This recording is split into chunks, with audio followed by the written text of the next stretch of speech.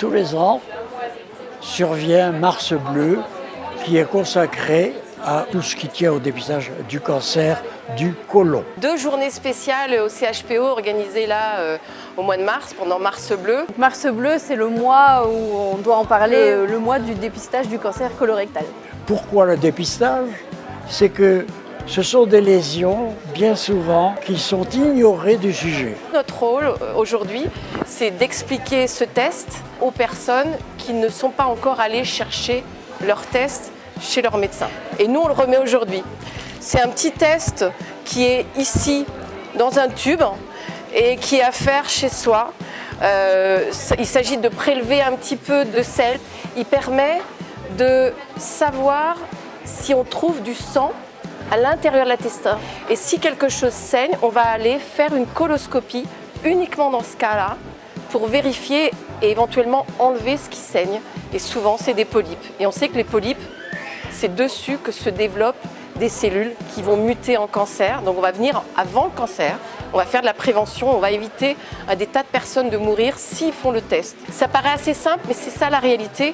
Et l'idée de cette journée, c'est aussi un peu de dédramatiser et de donner la conscience que ce cancer est fréquent, qu'on peut en mourir si on ne fait pas un dépistage régulier. Le cancer colorectal, c'est une maladie qui touche tout le monde et tout le monde en a dans sa famille. Donc il y avait quand même des questions très intéressantes hier. Parce que c'est un sujet qui nous intéresse beaucoup et ça nous touche particulièrement par rapport à nos proches qui ont déjà eu un cancer et du coup on voulait avoir plus d'informations pour mieux le préparer. Et donc c'est un temps de sensibilisation organisé par le CHPO à Bourgoin pour essayer de sensibiliser le public sur cette prévention.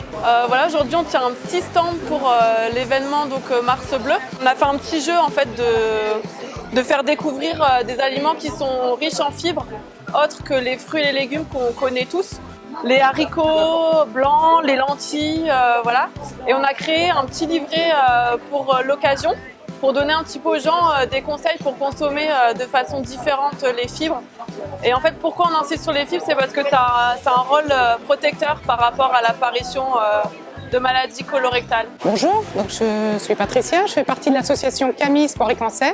Nous intervenons en Isère et nous sommes là aujourd'hui aux côtés de la Ligue et de l'ODLC pour promouvoir l'activité physique en général avant d'être malade, d'autant plus quand on est malade puisque l'activité physique permet d'aider à lutter contre les effets secondaires des gens qui ont un cancer ou des traitements lourds. Et ça permet de se réapproprier notre corps, des sensations et d'être mieux dans sa tête et dans son corps. Notre association IAS Nord-Dauphiné intervient auprès des malades à leur demande avant ou après l'intervention pour des conseils ou des soutiens psychologiques.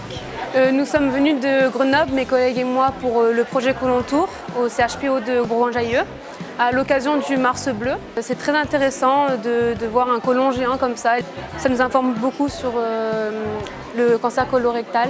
C'est une super chance que le CHPO ait accueilli le côlon gonflable qui a été créé par la Ligue contre le cancer nationale. C'est un côlon géant dans lequel on va voyager, c'est assez court, mais ça permet vraiment de voir qu'est-ce qui se passe à l'intérieur d'un côlon, qu'est-ce que voit un gastro-entérologue, qu'est-ce qu'il cherche, qu'est-ce qui va être débutant et qui va mettre une dizaine d'années, ces fameux polypes, pour évoluer et si on laisse grandir, devenir cancéreux. J'ai fait plusieurs visites hier avec des agents du CHPO, mais aussi des patients. Des familles aussi qui étaient très demandeurs avec des questions diverses et variées. Nous, on est rentrés dedans hier et on peut voir un petit peu comment ça se passe à l'intérieur, voir ce que c'est un polype, ce que c'est un diverticule. Et on comprend mieux ce qui se passe à l'intérieur de notre ventre.